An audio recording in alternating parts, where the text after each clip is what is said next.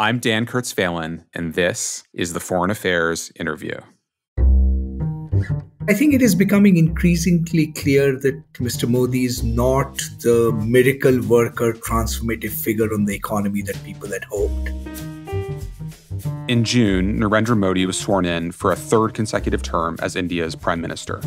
But in a surprise outcome, his party, the BJP, failed to win a majority. Modi emerged seriously weakened, and India's path forward looks far less certain and far more interesting than seemed plausible not long ago.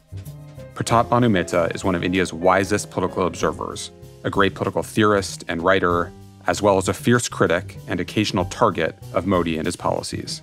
My colleague Kanishk Tharoor spoke with him this week about what the election means for Indian democracy and where the country goes from here.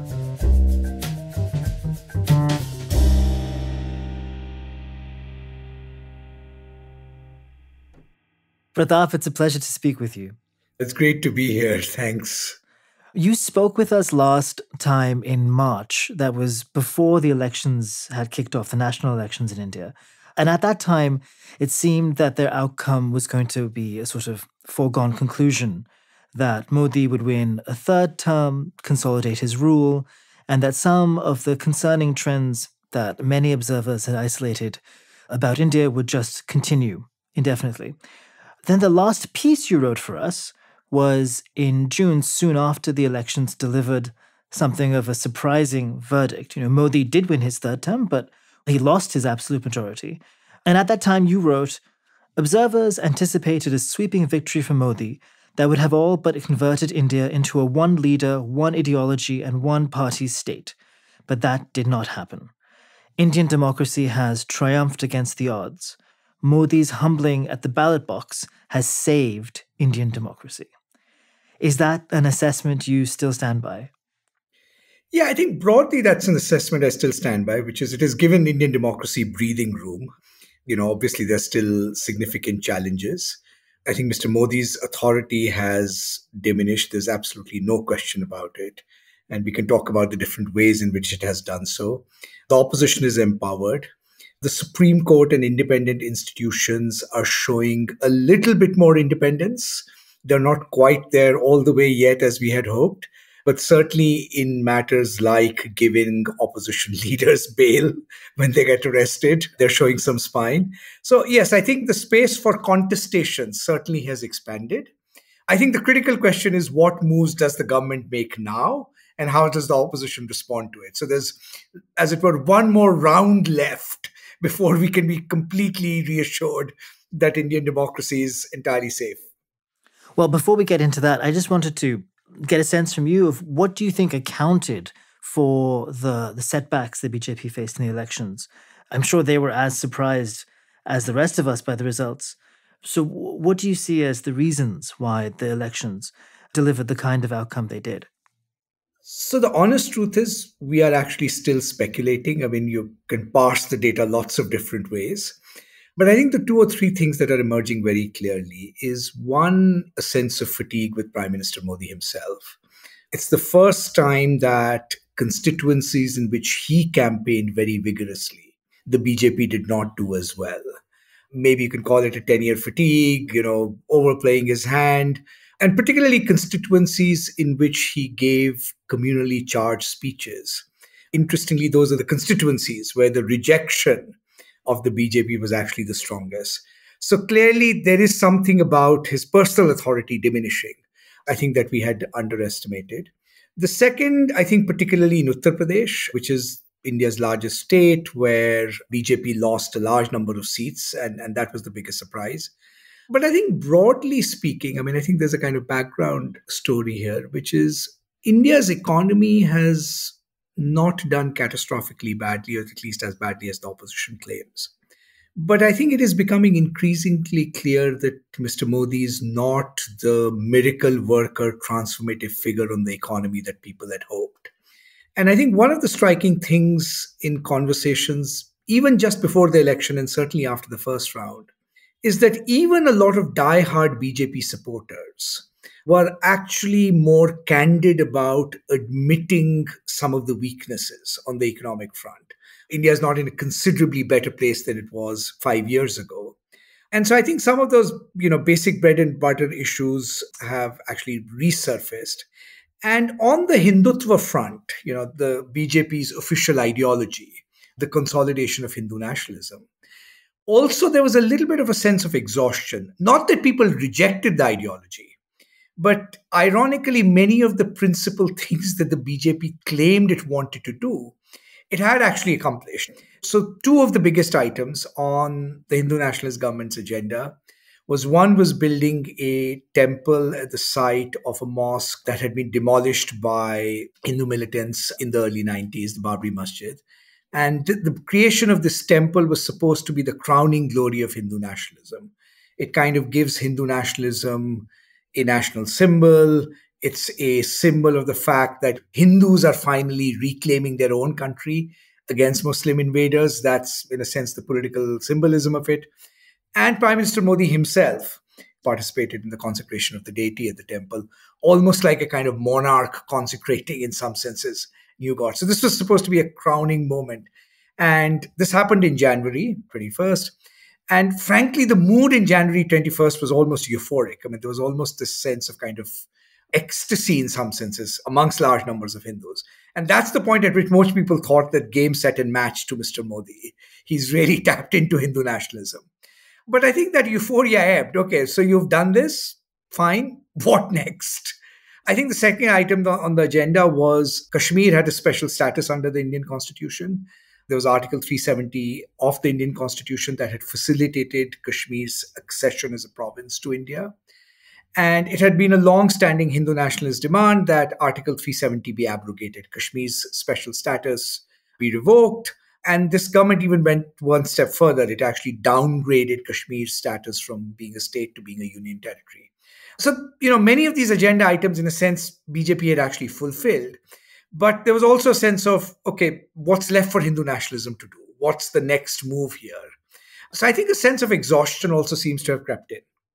You mentioned in your last interview with Foreign Affairs that one of the things you were concerned about was the deepening of ethno-nationalism and its accompanying authoritarianism. You've suggested that there's a fatigue with it, but is the kind of reverse that Modi suffered in June sufficient to begin pushing back against the sort of tide of ethno-nationalism that has been rising in the last decade? No, it's actually not sufficient. And in fact, I think Hindu nationalism will have sort of another kind of incarnation in the next few months. The reason it's not sufficient is the following, which is what Hindu nationalism operates at two levels. There's the level of electoral consolidation. Does Hindu nationalism translate into electoral votes? But Hindu nationalism is also a cultural project. It's also a project of rewriting Indian history. It's also a project of changing common sense amongst Hindus about their relationships with Muslims. And in particular, Hindu nationalism's nastiest edge comes from the fact that it seeks to marginalize the Muslim minorities, right? Now, when I say exhaustion, I mean exhaustion in an electoral sense. That there was a sense that, okay, you've accomplished many of the things you set out to accomplish under the garb of Hindu nationalism, but there are lots of other things we want done that haven't been done, as I said, the transformation of the economy and so forth, right? But the cultural project of Hindu nationalism still proceeds actually with incredible vigor. And one of the things we are seeing after the election is that there's certainly been no let-up in violence against Muslims. There have been, in recent weeks, incidents of Muslims being targeted or lynched because they're suspected of carrying beef. In many states, BJP state governments will engage in acts of vigilante justice, demolish houses of people they think are anti-national. Very coincidentally, most all of them happen to be Muslim. And the Supreme Court has just passed some strictures to that effect. So the cultural project and the project based in civil society of, in a sense, creating more violence and polarization, that project hasn't yet abated. I think what we just got was a kind of temporary reprieve where the euphoria over the Ram temple did not exactly translate into this overwhelming electoral mandate.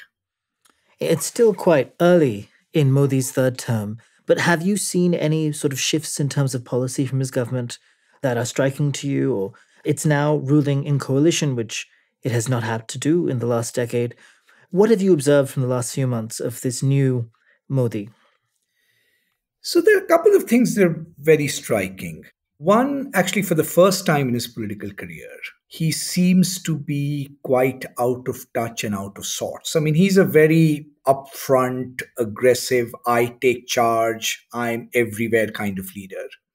It's almost as if they haven't quite diagnosed or even yet internalized the consequences of their diminished mandate.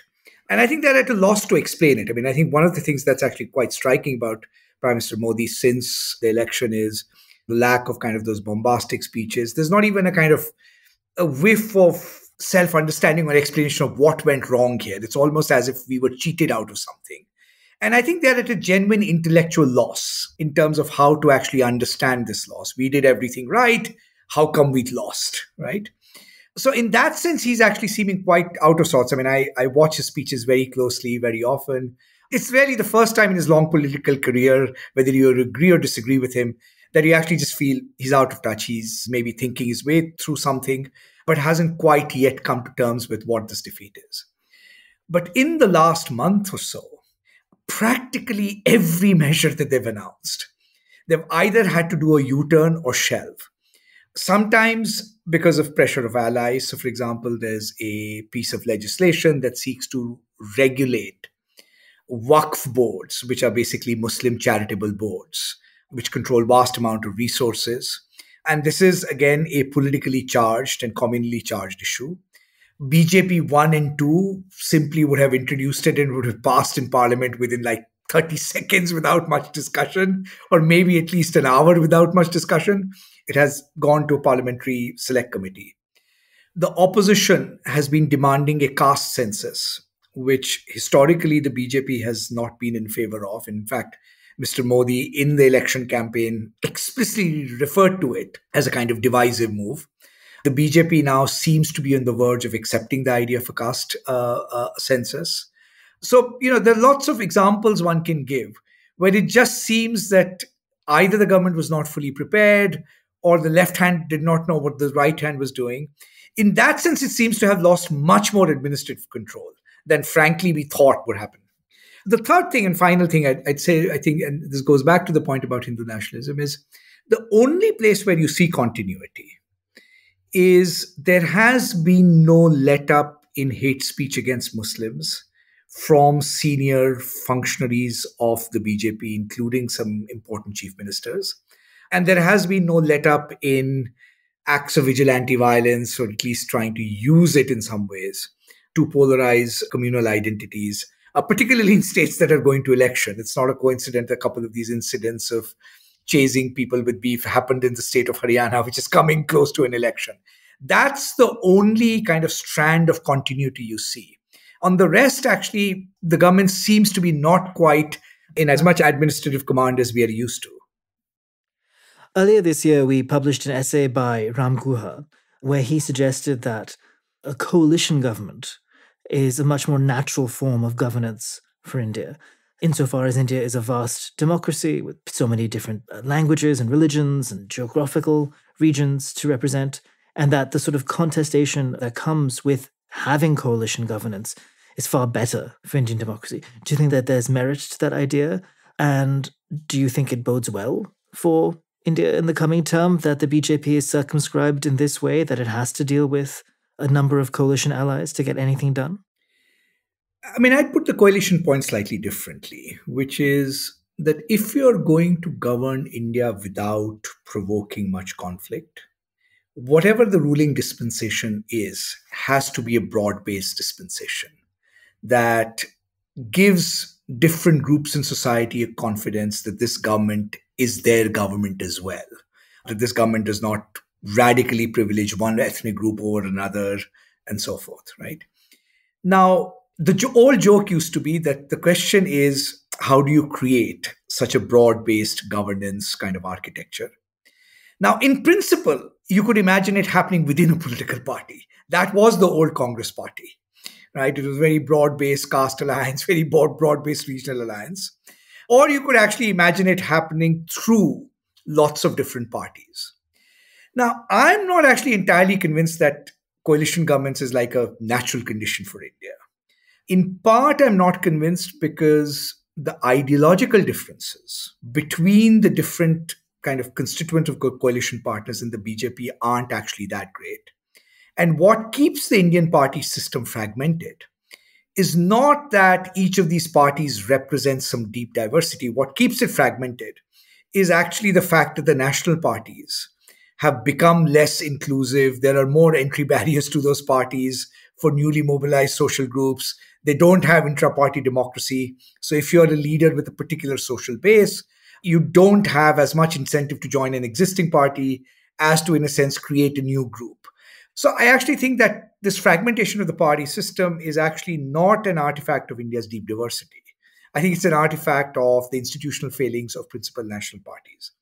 I think the second place where my emphasis would be slightly different than Ram Goa's is that India's last protracted experience of coalition governments, right, from roughly the early 90s to the rise of Mr. Modi, this kind of 30-year period, many of the coalition partners and many of the regional constituents that went into these coalition governments used to have a much clearer stand against Hindu nationalism.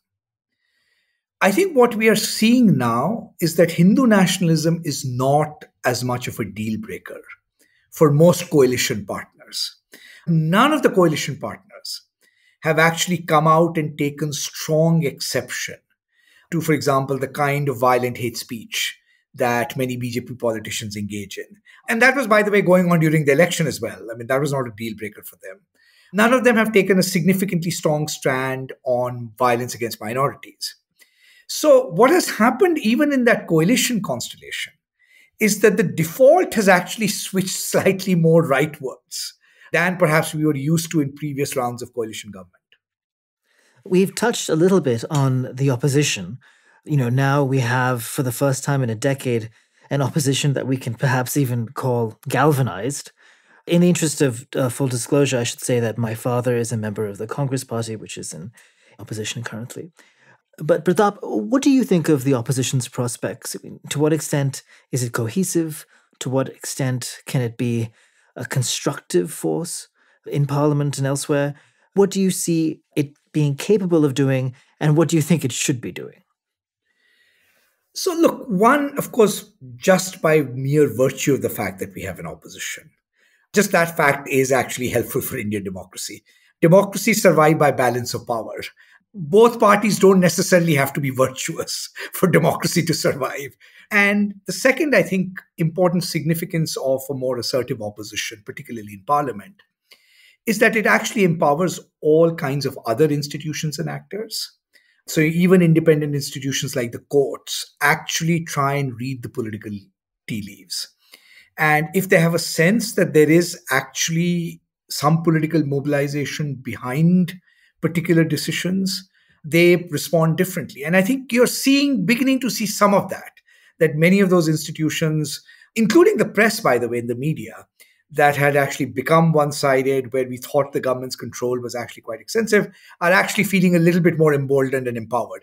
And partly they just need to hedge, because you actually don't know who might be in government 3 years from now. You need to hedge because there are many state elections coming up, and in significant states, the opposition might actually win. So in that sense, just by virtue of being in opposition, independently of its virtues or vices, the fact that it's more assertive, it has actually, in a sense, opened up space. I think the difficulty for the opposition, or the challenge for the opposition, and is, I think, the following. The BJP is not just a normal political party that will, let them be in opposition, will welcome their winning an election sometime in the future peacefully.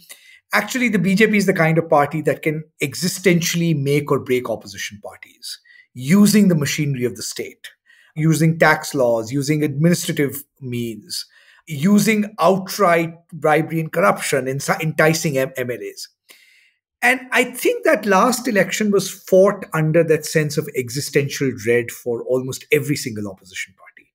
So if nothing else, I think that's something that actually does I think, keep them together. There are all of these ways in which right now, I think the mood in the opposition is actually quite confident, quite optimistic. I think the challenge for the opposition is two things. One, that they have to demonstrate still in the states that they win, that they can actually go from an oppositional coalition to a vigorous governing coalition. I mean, it's easy to unite when you're out of power in some ways, when there's a kind of existential threat. The real test comes when you actually have to share the spoils of power in some ways. And I think that's where opposition, I think the unity in Maharashtra is actually, I think, going to be tested, right? And they have to signal strongly that they actually are a viable governing alternative to the BJP. Because one of the things the BJP still banks on is the Tina factor. There is no alternative. And let's remember the BJP's share of national vote hasn't diminished much in the last election. It's still about 42%. So they will need some governance successes that I think convince more and more people that they are actually a viable governing alternative, not just an opposition. I'm curious, you mentioned before that for Modi's coalition partners, sort of ideology wasn't a sort of red line that they were worried about crossing. What is it for the opposition? I mean, should the opposition be interested in making ideology a battleground? Or should it be focusing on sort of bread and butter governance issues? I don't think it's a either or. I mean, all parties have to focus on bread and butter governance issues. I mean, at some point, even for Hindu nationalism, people say, okay, should the BJP focus on Hindutva or should it focus on bread and butter governance issues? I think the truth is that if you can demonstrate that you're good at bread and butter governance issues, it actually increases the credibility of whatever ideology you're choosing. So in part, Hindutva grew because there was this kind of fascination with Mr. Modi's governance capabilities. And as those have come under question, Hindutva's charm in some senses diminished. I think the challenge for the opposition is it has to draw red lines. Otherwise, what's the point of being in opposition? If there are no core moral values you stand for, and the core moral value in this case being, we can't be a country where people are being targeted simply for being who they are. I mean, if you can't even draw that red line, what's the point of being in opposition? I think the challenge for the opposition is to draw this red line in a way in which it does not repeat the mistakes of the past. And what do I mean by this? So one of the charges against the Congress party is that it has engaged in what the BJP calls minority appeasement. It has in some senses relegated the equal interests of Hindus to, as it were, the back burner, right? And there's a bunch of political issues in which these concerns are expressed. So, for example, a very live, big political issue that the Prime Minister has raised. India has a variety of personal laws where different religious communities are governed by a set of laws pertaining to marriage, divorce, inheritance, personal laws that are specific to those communities. Now, it has been a long-standing BJP demand, but not just a BJP demand. Actually, many secular parties have historically also argued for this, that India should actually have a common civil code. And a common civil code that's a modern civil code that in some senses institutionalizes gender equality across all religions.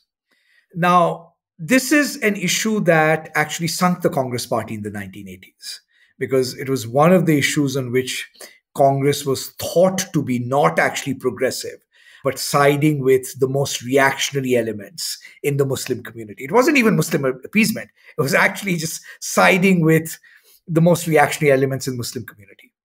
Now, what the opposition will need to do is, in some senses, develop much more sophisticated responses to proposals like the Common Civil Code. Not let Mr. Modi walk away with this kind of, veneer of kind of progressivism for his own opportunistic political ends. Not revert to a politics that simply says, look, we are just going to stick to the status quo. But actually argue on first principles that India needs to do both things simultaneously. It needs a civil code that in some senses embodies some uniform principles across the different civil codes, particularly around gender equality, rights of the LGBT community, and so on and so forth. You can't escape those principles in a modern society, and those are the right principles. And we will permit such diversity as is compatible with those principles. But it's the kind of issue that the opposition still has a little bit difficulty kind of articulating or taking a very clear stand on. So I think it'll have to actually, rather than just use secularism as a slogan, get into the weeds of all these kind of thorny issues that the BJP raises under the garb of Hindu nationalism and develop intelligible, convincing, and principled responses to. We'll be back after a short break. And now back to our conversation with Pratap Bhanu Mehta. In the last decade, according to various kinds of analyses, whether it's by Freedom House or the VDEM Institute, these bodies that measure the health of a country's democracy, India has been sort of steadily backsliding on various counts. You've suggested that the sort of success of the opposition opens up potentially the possibility that, India can sort of, I don't know what's the opposite of backsliding, forward sliding towards a healthier state. But I wonder if we could just sort of go through the sort of checklist of democratic institutions and norms that have eroded. For instance, where do you see the judiciary going now? What indications do we have that the judiciary can function in a more independent way than it has in the last decade? I think you're right. India was slipping in those indexes. And by the way, to Indian critics of those indexes, it's also worth reminding that so was the United States of America. They're very same. So this is not some kind of American conspiracy to downgrade Indian democracy. It just that, democracy was having a hard time in many countries, including the United States, right? And the principal dimension on which India scored was slipping. We can debate the methodology of these indexes. Was India was actually still scoring reasonably high on electoral fairness and electoral competitiveness.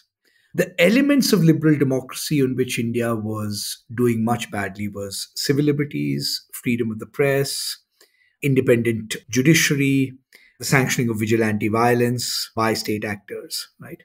Now, if we take these items, I think the judiciary, frankly, is a bit of a puzzle. I'll be honest that there's no clear explanation of why the Indian judiciary is in the state that it is.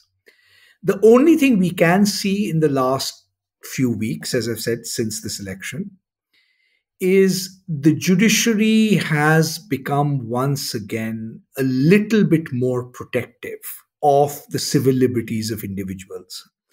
But the reason I say it's a bit of a mystery, because there's a line amongst Delhi lawyers that the Indian judiciary is going one step forward, three steps sideways, and one step backwards, which is these orders are still being inconsistently applied. So I think this is a work in progress. And we've seen in the past, actually, that one of the ways in which the judiciary has played a trick on Indian democracy is that it does enough things to keep people interested in the judiciary, legitimize in a sense itself, and then uses this legitimacy to go and do something really kind of catastrophically bad. And then you're in this awkward position. Well, you actually like those decisions. It's the very same judiciary that is now actually, sanctioning this arrest. There must be something there. So I think the judiciary is certainly, the most important institution to watch. I think the second most important institution to look at in India is freedom of expression, in all its institutional forms. And I think since this government has come to power for a third time, I have to say that there's very little evidence that television media has moved at all in the direction of being fairer or allowing more space for the opposition. I'm not quite sure what the story there is, but I think all the kind of, not just anecdotal evidence, the sense is that television media is still very much closely aligned to the regime. I think what you're seeing a little less of, at least for the moment, is direct targeting of individuals in the way that we had gotten used to periodically. I think the only exception to this is sanctioning of prosecution for Arundhati Roy on a sedition charge, but that's still only sanctioning for prosecution. They haven't quite followed up with it as forcefully as many of us feared. We should mention that Arundhati Roy is a well-known leftist writer and frequent critic of the Indian government here. And there's a 20-year-old sedition case against her that this government seeks to revive.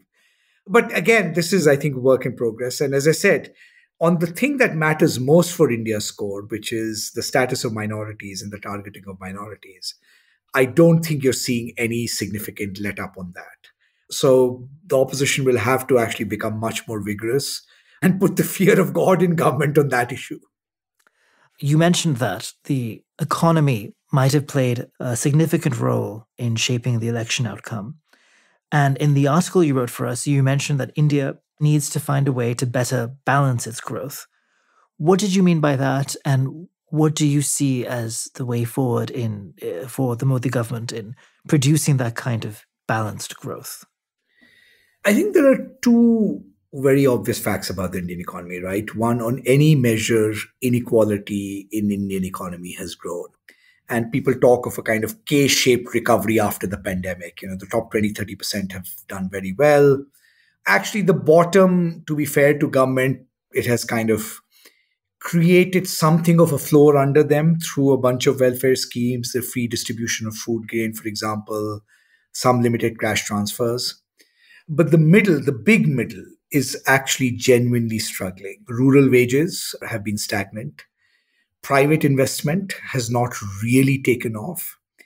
And the structural transformation of the economy that we imagined, which is taking people out of agriculture and rural India into urban India, into better quality, high-paid jobs, those high-paid jobs are still not being produced in nearly sufficient numbers, right? And I think even the government, grudgingly, admits that. I think its turn to kind of increased welfareism and populism is in part a response to the kind of absence of the structural transformation. My own view on why this is happening is this government has two principal weaknesses, which it is not only not acknowledging, but not realizing. One, contrary to expectations, the government has actually created way more regulatory and tax uncertainty. So part of the process of reform was supposed to be creating a regime which is administratively efficient, where there's more regulatory uncertainty for private business, taxation regimes are clearer and fairer. But I think there's consensus, actually, even amongst the government supporters, that India has actually become a much harder place to do business. In part, it has also become a much harder place to do business because the government is also very clearly favoring particular business houses. So the one question the government needs to ask is, after 10 years in power, why hasn't private investment picked up? Whatever growth we are seeing is being pumped prime by government investment in infrastructure, which is now 70% of its cognitive capital expenditure. But what that also means is that you're not investing in a couple of other critical areas, particularly education. The quality of human capital in India is much better than 10 years ago. It's not as deep a binding constraint. But compared to our competitors, India still lags extraordinarily in the production of human capital. Shifting to India's foreign policy, a big part of the image that Modi was projecting at home in the lead up to the elections was the notion that he had made India a sort of big player on the international stage, whether that was true or not. Is that still a powerful idea? And does it have bearing on India's actual foreign policy? No, I do think it is a powerful idea in domestic politics. And you could argue that in part, Mr. Modi has not done worse than he has, is because there is still this kind of residual association of him as being a kind of strong leader who's brought respect to India in the international system. But, to be honest, I think in foreign policy, the self-presentation of India has certainly changed. It's much more aggressive. It's laying claim to great power status. But its actual conduct, I think there's actually a lot more continuity than there is actually discontinuity. And in terms of India's own security situation, despite the fact that Mr. Modi claims to be the strong leader, India is actually in arguably a more precarious situation than it was 10 years ago. The most important fact about being that India had a border clash with China. India is in this awkward position where officially Mr. Modi can't even say that India lost territory to China, or at least lost patrolling rights to disputed territory that it actually has. And Indian media actually has, in some senses, gone along with Mr. Modi, sort of doing almost a kind of a cover-up of what should have been a major domestic embarrassment in some ways. India has more or less lost its neighborhood once again. Now, to be fair to India, I think our neighbors have their own kind of internal contradictions and problems, Pakistan, Bangladesh working out. But certainly South Asia, which India hopes to outgrow, doesn't look as sanguine a zone for India as it did 7 to 10 years ago. In terms of kind of global politics, India is continuing on what I would still call a kind of non-alignment. I mean, we can call it multi-alignment, but the core of that policy, which Mr. Modi has actually executed reasonably well, is that everybody in the world should be better friends with India than they are with each other. So India is one of the few powers that's talking to both Zelensky and Putin.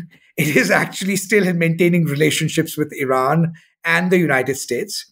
And in traditional Indian terms, that's actually not a bad place to be, just in purely strategic terms. We can argue about India's choices in particular cases. So I think the foreign policy, despite self-presentation, has actually been, as I said, remarkably not just traditional, but at least when it comes to the neighborhood, actually, I think what you see is more of India's insecurities on display vis-a-vis China, vis-a-vis its neighbors, than a kind of confident power that has kind of stitched up its own security environment to its benefit. India under Modi, along with China and potentially Russia, seem to be making the case that they are not so much nation states, but civilization states. Do you think that's a project that has legs and that might continue beyond this government? So, again, I think it's a matter of self presentation. And I think the term civilization state has three or four connotations we need to kind of disaggregate to see. So, one, what they mean by civilization state is that the state represents a particular civilization. And in India's case, it's kind of Hindu civilization. So it's actually a code for ethnic nationalism. It's a nicer word for ethnic nationalism in some ways. That's what it actually amounts to in its current articulation. The second, in the case, which we see in the case of Putin, in the case of China, is claim to kind of extraterritorial ambition. If not actually seizing territory, exercising greater hegemony outside your boundaries, right? So Middle Kingdom in the case of China, Putin wants to create Peter the Great's Russia or whatever that is, or USSR.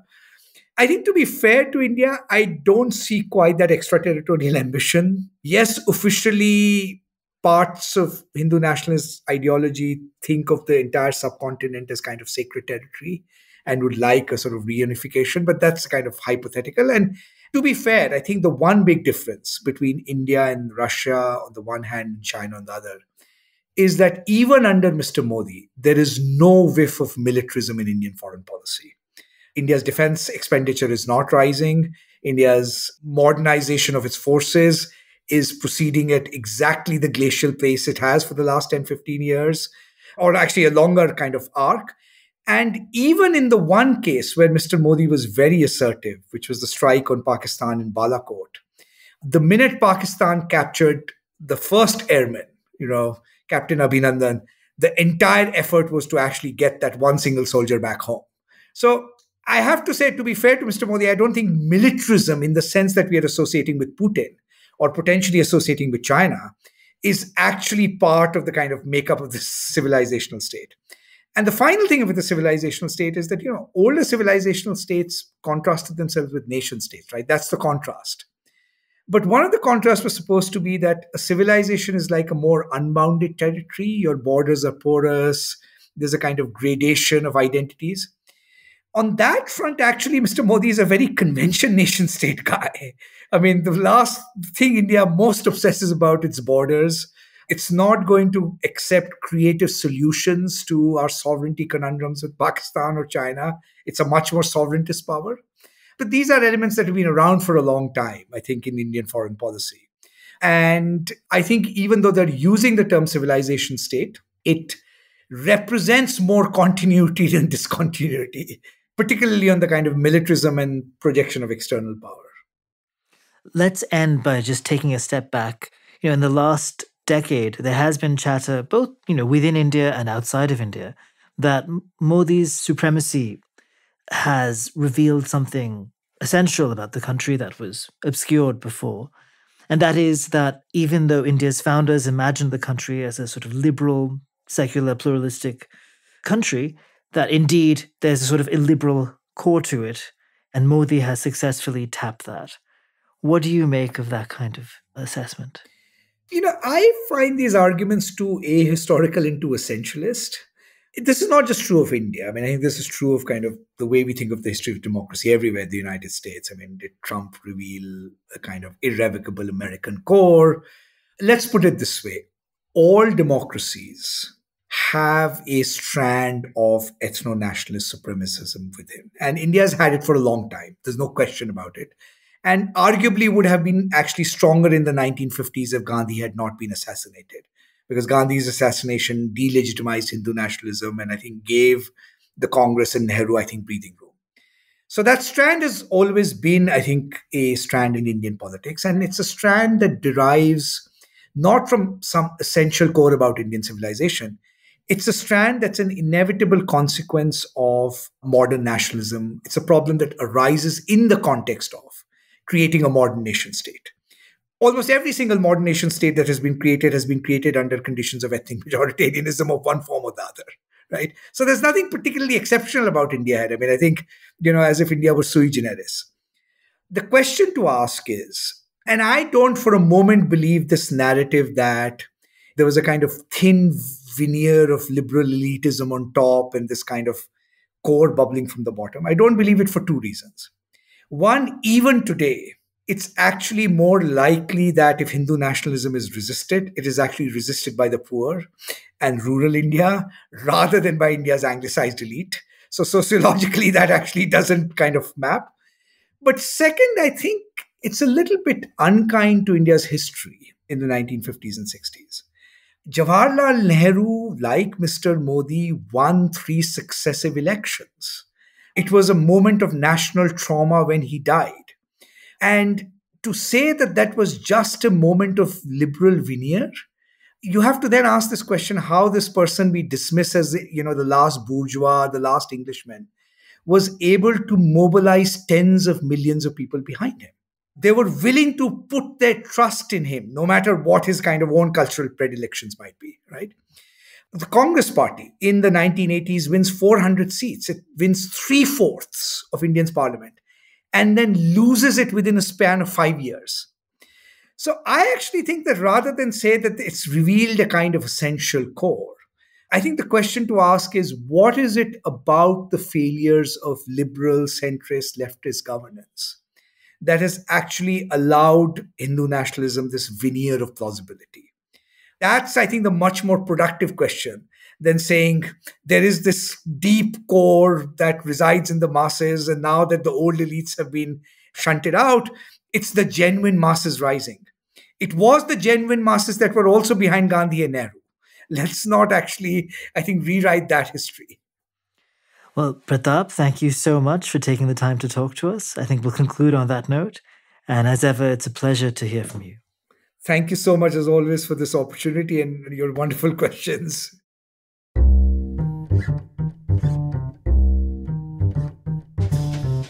Thank you for listening. You can find the articles that we discussed on today's show at foreignaffairs.com.